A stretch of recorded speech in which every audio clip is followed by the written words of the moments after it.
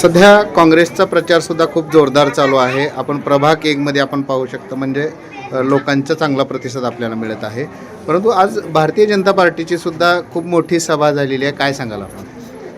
निश्चित आज आमच्या प्रभागात कॉर्नर बैठकीचं आयोजन केलेलं आहे.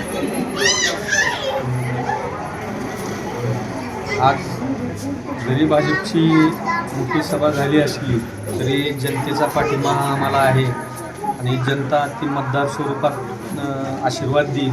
काँग्रेस पार्टीला विजयी करेल हे माझा विश्वास आहे. जनतेसमोर आपण कुठली विकासाचे मुद्दे घेऊन जात आहात सध्या? आता सध्या जनतेसमोर माझ्या प्रभागात प्रभाग क्रमांक 1मध्ये जवळपास रोड, नाली, साफसफाई आणि दिवाबत्ती या मूलभूत गोष्टीची कमतरता खूप आहे. आणि आज जर बघितलं, प्रभाग 10 वर्षापूर्वी जी परिस्थिती होती प्रभागात भाजपच्या काळात, तीच परिस्थिती आज 10 वर्षानंतर ॲज इट इज आहे. आणि निश्चित येणाऱ्या काळात आमची काँग्रेसची सत्ता आल्यानंतर पूर्णतः मी प्रभाग 1मध्ये जेवढा काही बॅकलॉग ठेवलेला आहे ते पूर्ण भरून काढण्यासाठी प्रयत्नशील राहील. आणि मी अभिवचन देतो या महादेवाच्या साक्षीने की प्रभागातले जवळपास प्रत्येक विकास काम करून घेण्याचा पूर्ण प्रयत्न करीन आणि करेनच. 2 तारखेला मतदान होतं, तेच मतदान आता 20 तारखेला गेले. याचा फायदा कुणाला आणि तोटा कुणाला होईल असं आपल्याला वाटतंय?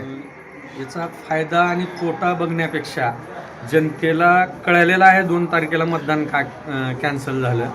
त्याच्यामुळं जनता एवढी हुशार आहे, कारण सगळ्यात मोठी मतदार राजा आहे आणि जनता आहे. त्याच्यामुळं निश्चित ती कॅन्सल झालेला जे मतदान आहे त्याचा आशीर्वाद जनता आम्हाला देईल. आणि हे भाजप सरकार जे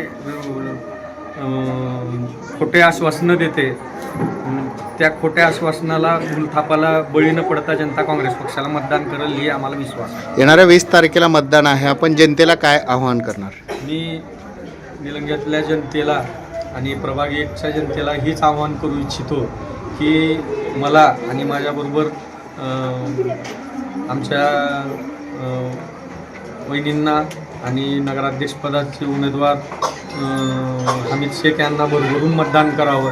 मी पूर्णतः आपल्या प्रभागात प्रभाग 1मध्ये पूर्णतः विकासाच्या दृष्टिकोनातून तुम्हाला सर्वांना अभिवचन देतो आणि विकास करण्यासाठी कटिबद्ध राहतो.